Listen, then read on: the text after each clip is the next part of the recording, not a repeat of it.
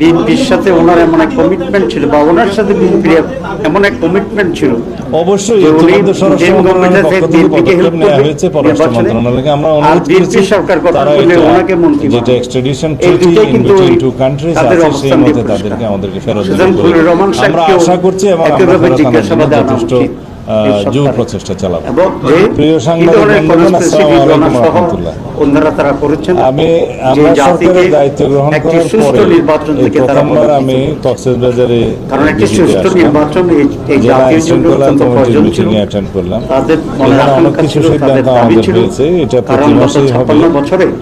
আজকে যে গুরুত্বপূর্ণ সিদ্ধান্ত হয়েছে তা হলো আমরা কক্সবাজার সমুদ্র সৈকতকে একটা শৃঙ্খলার মধ্যে নিয়ে আসবো এবং এখানে সমস্ত অবৈধ যে স্থাপনা বা অস্থায়ী স্থাপনা যেগুলো হয়েছে এগুলো এক সপ্তাহের ভিতরে ক্লিন হবে।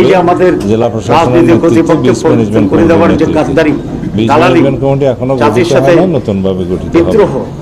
আর এখানে স্থানীয় সংসদ সদস্য জনাব লুৎফর রহমান কাজল সার্বিক সহযোগিতা করবেন এবং জেলা প্রশাসন আর পুলিশ প্রশাসনকে আপনারা সাংবাদিক বন্ধুগণ সহযোগিতা করবেন বলে আশা করি। কারণ আমাদের অহংকার হচ্ছে আমাদের কক্সবাজার বিচ। সারা বাংলাদেশে একটাই জায়গা আছে ভ্রমণের জন্য নাম্বার 1 তালিকায়, সেটা কক্সবাজার সমুদ্র সৈকত। এটাকে আমাদের জাতীয় এবং আন্তর্জাতিক মানে করতে হবে।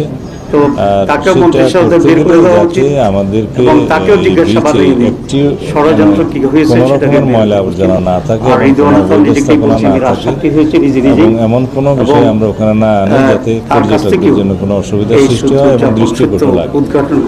দ্বিতীয় হচ্ছে আইন শৃঙ্খলা পরিস্থিতি সার্বিক উন্নয়নের লক্ষ্যে কক্সবাজার জেলাকে পুলিশ প্রশাসনের নেতৃত্বে এবং সার্বিক সহযোগিতায় স্থানীয় সহযোগিতা এবং তত্ত্বাবধানে এখানে সিসিটিভি ক্যামেরা সারা শহরে বসানো হবে।